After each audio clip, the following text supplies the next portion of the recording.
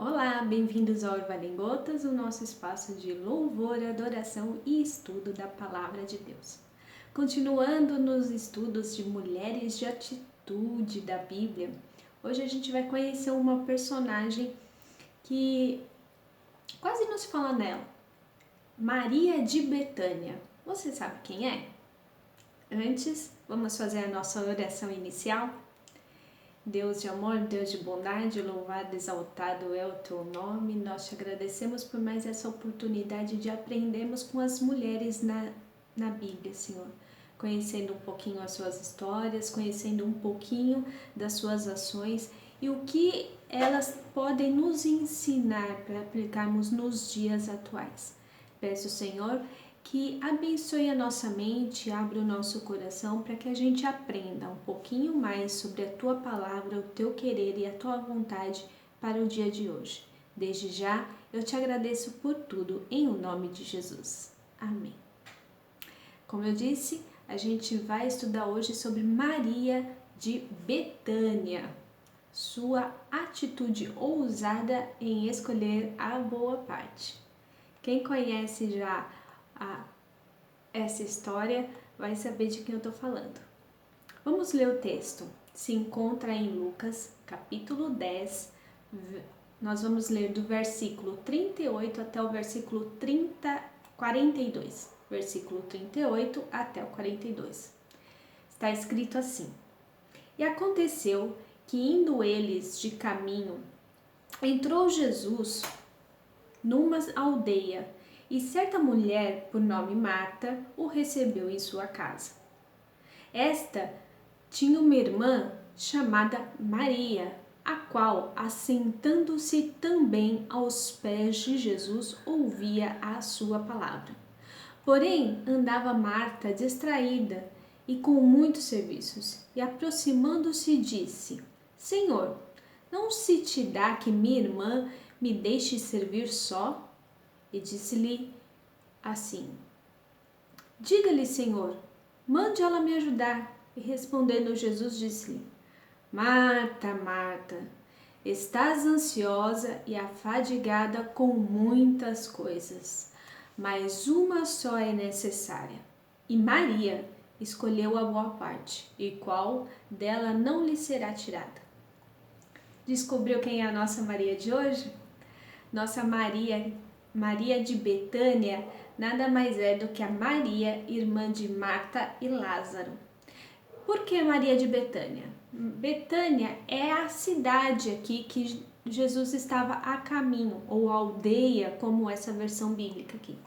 Ela é uma cidadezinha, uma aldeia que ficava no caminho em direção a Jerusalém.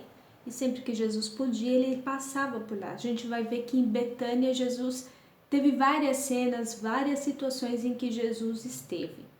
E essa é uma delas. Como sempre, quando Jesus estava indo em direção a Jerusalém, a gente percebe pelo texto aqui que Marta, Maria e Lázaro tinham muita intimidade com Jesus. Porque se não fosse assim, Marta não se dirigiria diretamente a Jesus falando: Senhor, não se incomoda com ela sentada aí sem fazer nada? Manda ela ir me ajudar, eu tô com muita coisa para fazer. Mas Jesus aqui fala para Marta: Marta, Marta, não é bem assim. Maria escolheu a boa parte. Então a gente vê aqui uma relação de amizade e de intimidade, porque não é com qualquer um que Jesus permitiria chegar assim dessa forma até ele. Afinal de contas, Jesus era mestre, era considerado tal qual um rabino. Mas, para a gente voltar aqui um pouquinho dentro do contexto histórico e cultural da época, a gente precisa entender algumas coisas. Primeiro, naquele tempo, ou até pouco tempo atrás, 1950, 1960, não era comum a mulher se relacionar nesse sentido educacional de se sentar e estudar. Essa cultura ela foi crescendo ao longo dos anos. Quem estudava, quem tinha a parte educacional era sempre o homem. existiam 3 categorias, mais ou menos, só para a gente se localizar na história, 3 categorias de ensino. O ensino passado de pai para filho, ou no caso das mulheres, de mãe para filha, aquilo que as mães aprendiam eram passado para as meninas.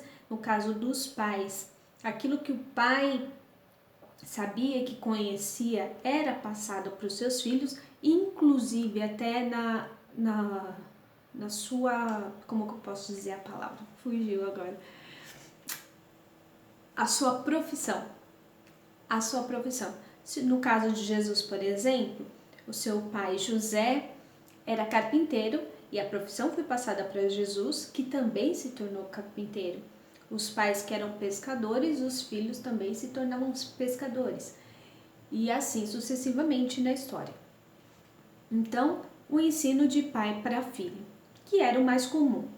E também na parte religiosa, além da cultura, tinha também a ordem que Deus tinha deixado lá com Moisés, quando Deus fez as leis cerimoniais e a lei moral, que inculcará aos seus filhos essa lei dia e noite, andando, assentando-se, deitando-se. Essa era a orientação que foi dada desde lá do Êxodo, quando Deus orientou Moisés, que era para ensinar o povo. Pois bem, então esse é o contexto do ensino através de pai para filho. Então aquilo que eles iam passando para o pai, ia passando para o filho e assim sucessivamente. Tinha uma segunda categoria que era aquela dos rabinos da escola sacerdotal, que nós vemos também dentro aqui do contexto histórico. Aqui, Jesus, por exemplo, ele foi ensinado pelos seus pais, e quando Jesus foi a Jerusalém, lá mais ou menos quando ele tinha 12 anos, que ele se perdeu dos seus pais, nós vemos lá também na história que eles estavam onde? Sentados junto com os senhores ou doutores da lei, discutindo a palavra de Deus, o ensinamento da palavra de Deus. E essa é a terceira categoria, aqueles que podiam se assentar aos pés dos doutores da lei, que eram considerados depois seus discípulos, né? Como a gente vê futuramente lá, Paulo, que foi um dos discípulos de um dos doutores da lei, chamado Gamaliel. São 3 categorias: a mais simples, de pai para filho, a intermediária, rabinos, sacerdotes e sumos sacerdotes, e a mais nobre, vamos dizer assim, né, das pessoas que tinham condições financeiras e posses maiores, que eram os que se assentavam junto aos doutores da lei. Ok. Em uma das oportunidades de de Jesus passando ali por Betânia e indo na casa de Marta, Maria aproveita essa oportunidade da presença de Jesus e senta-se aos pés de Jesus para ouvir o quê? Ele ensinar. Só que tem um outro contexto aqui cultural muito forte e uma quebra de paradigma muito intensa. Por quê? Jamais que um mestre ensinaria dentro da cultura judaica da época, nunca que um homem, um mestre, ensinaria uma mulher. Outra, mulher não se misturavam com os homens, elas não ficavam na mesma roda que eles, sentado ali próximo a eles. Aliás, elas não ficavam sequer sentadas. As mulheres, elas deveriam estar preparando a ceia, cuidando das coisas tal qual Marta estava fazendo. Mulher tinha que estar sempre em pé, a postos. Se os homens precisavam de alguma coisa, elas iam lá e serviam a eles. Então, aqui Maria está quebrando vários tabus, vários paradigmas, várias circunstâncias. E Jesus não se importa com isso. Jesus aceita Maria ali, sentada aos seus pés. Jesus aceita Maria ali, ouvindo e aprendendo a palavra, que de uma certa forma ela estava ali adorando a ele, absorvendo todo aquele ensinamento que ele tinha. Quando a gente vê lá também na multiplicação dos pães, sempre vai ter, por exemplo, 5.000 homens fora mulheres e crianças. Porque se contavam sempre os homens. Então aqui a gente vê um contexto de muita intimidade, de muita amizade e de muita quebra de costumes, de regras e normas que existiam ali no meio deles. Então a gente precisa entender que essa atitude de Maria não foi uma atitude assim, sentou aos pés. Para nós, hoje, isso é normal. A gente recebe uma visita, a gente senta com a visita, conversa com a visita, independente de ser homem ou mulher, né? Então não tem aquela coisa assim de não se sentar junto dos mestres, não se sentar junto dos sábios. Hoje em dia, mas naquele tempo isso daqui era uma quebra assim de tabu enorme. Era uma quebra de paradigma enorme. Não se podia, era até considerado contra a lei dos homens, ali a lei normativa deles, um rabino se sentar entre os homens.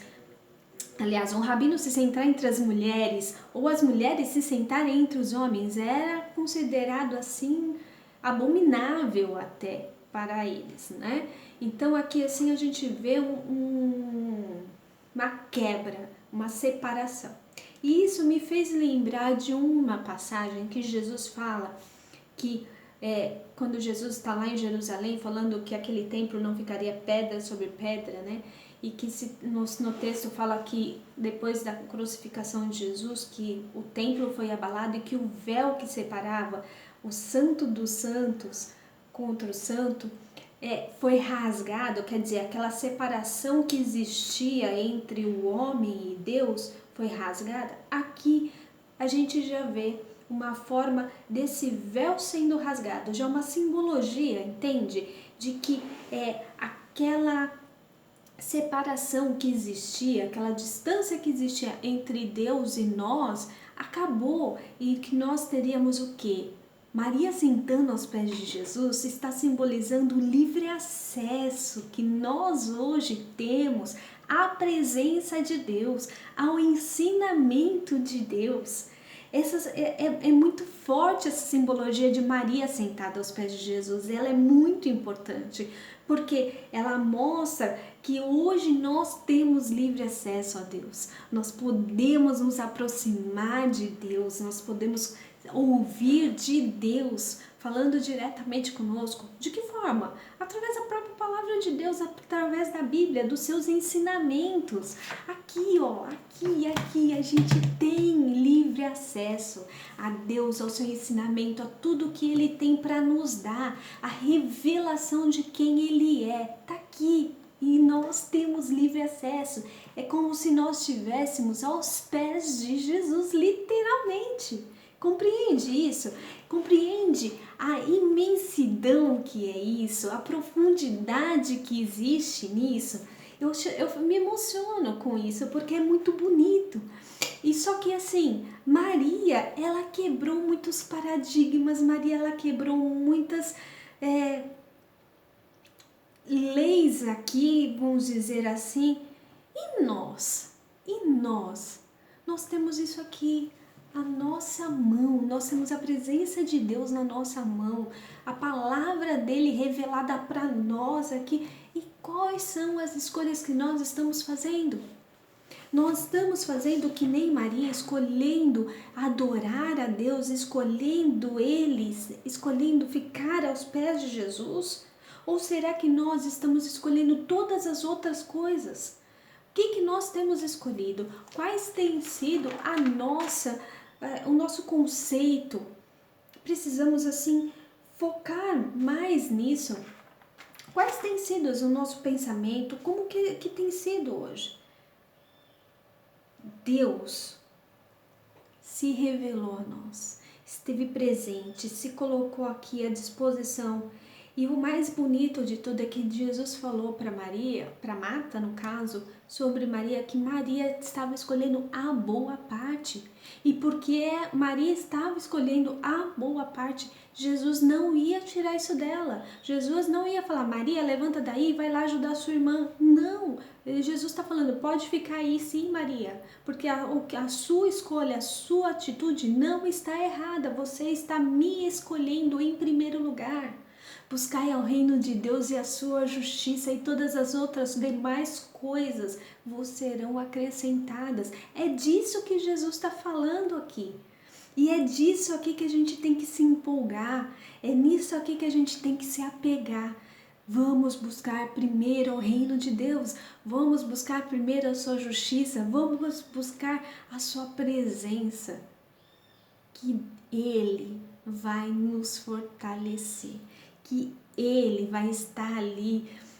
Assim como nós escolhemos Ele em primeiro lugar, Ele vai estar nos escolhendo em primeiro lugar. É muito importante essa decisão, esse posicionamento, essa atitude.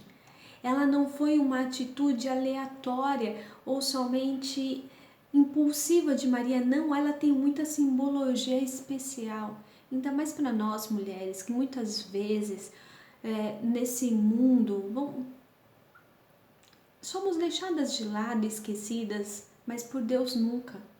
Nunca, Ele sempre vai escolher a gente se a gente o escolher. Então, eu trouxe essa palavra aqui hoje, esse estudo, para que você e eu possamos lembrar sempre de estar ali aos pés do Rei dos Reis, do Senhor dos Senhores, do nosso sumo sacerdote, nosso pastor, Senhor e Salvador Jesus Cristo. Que essa palavra possa alcançar o teu coração e de quem mais você quiser alcançar compartilhando esse vídeo. Que Deus te abençoe grandemente e tenha uma feliz semana. Amém?